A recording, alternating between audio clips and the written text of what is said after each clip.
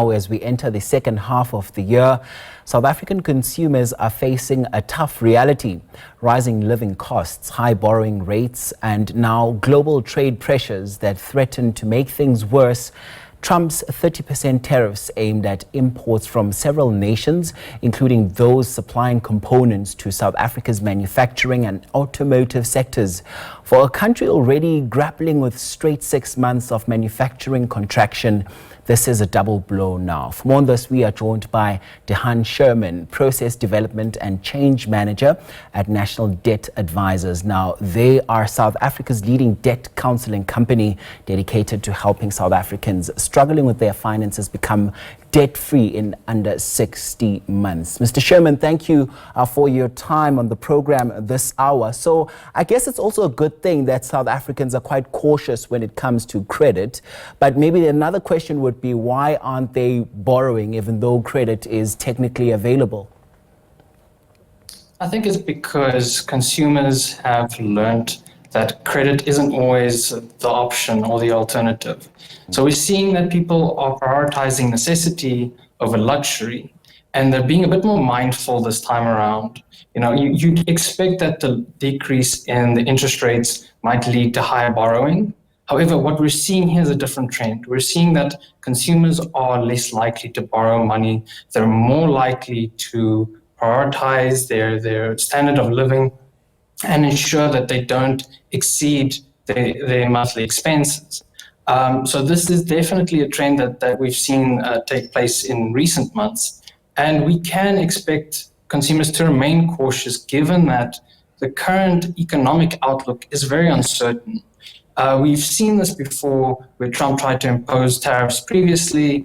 Thankfully, he postponed it. However, we don't know what's going to happen this time around either. And so we can see that consumers are equally cautious and playing a wait-and-see approach. And as you talk about, them being cautious, just how are real interest rates making borrowing less attractive for consumers? Yes, so real interest rates is a very interesting concept because it takes into account inflation rates. So if you have a higher inflation rate, but your interest rates are decreasing, we're still seeing how those inflation pressures are affecting consumers' pockets. So things are going to become more expensive, and that's normal within any sort of growing economy. It's the fact that now that there's still an increase in general prices increasing, right? Consumers are mindful of the fact that taking out credit means that they're going to have an added cost at the end of the month, which they just can't budget for. So they're rather going to budget for those expenses without relying as heavily on credit to make up for it, knowing that in the end of the day, it's actually going to cost them more and they're going to have to pay more over a longer period of time. Yeah, and it's quite tough economic times now that have forced many households to tighten their belts. Just what global and domestic pressures, including Trump's new tariffs now, are worsening the local economic environment? So we can see that, especially in international markets, the conflicts within the Middle East definitely play a role. We can definitely see that. We can see that the tensions with Ukraine and Russia, and now how America is interacting with the rest of the world, all of these create a risk-averse environment where investors are more likely to go to the more safer assets. That means that it definitely impacts the rand to a larger extent, because the rand is an indicator of how risk-averse investors are. So we can definitely see on an international front how that's going to affect consumers locally in South Africa. And then you obviously have to look at our current political landscape. The GNU has been around for about over a year now, and it's been a very rocky start.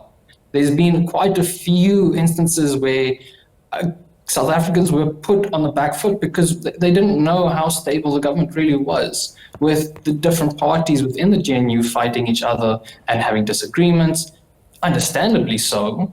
But that has also impacted consumer confidence and consumers' reliance on credit as a whole, because consumers are more likely to take out, for example, home loans if they're confident about the future, because they're willing to take that long-term risk.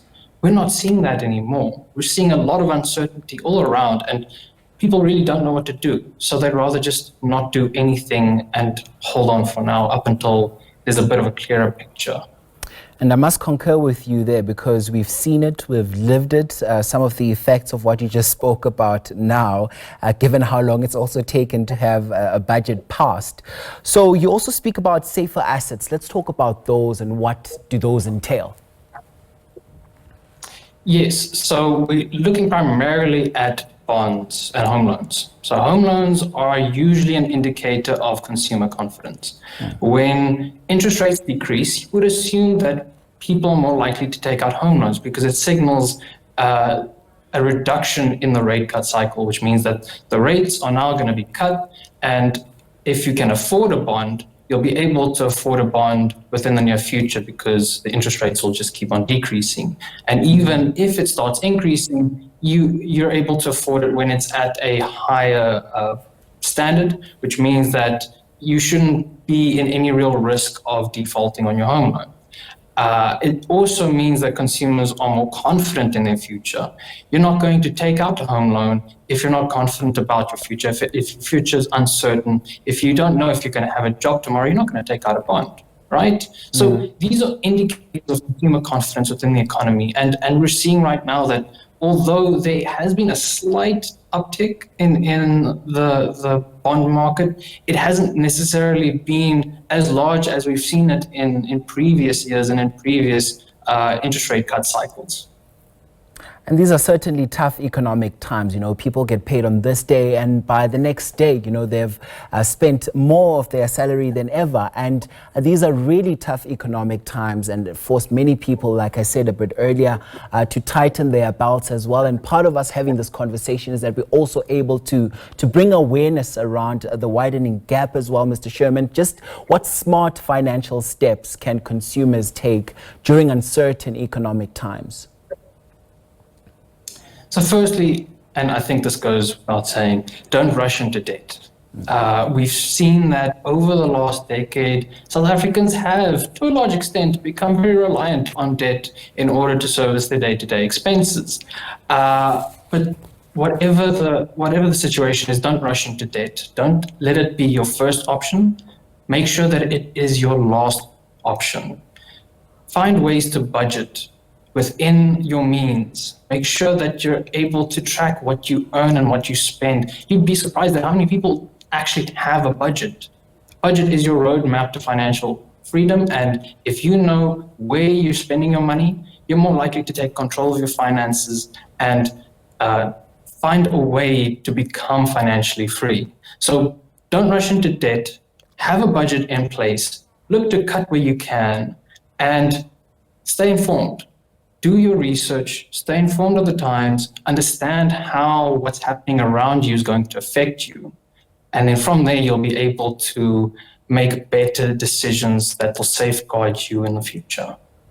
Budget, budget, budget, and stay informed. Thanks very much indeed for your time. That's Dehan Scherman, Process Development and Change Manager at the National Debt Advisors there for us. Thanks very much indeed for your insights.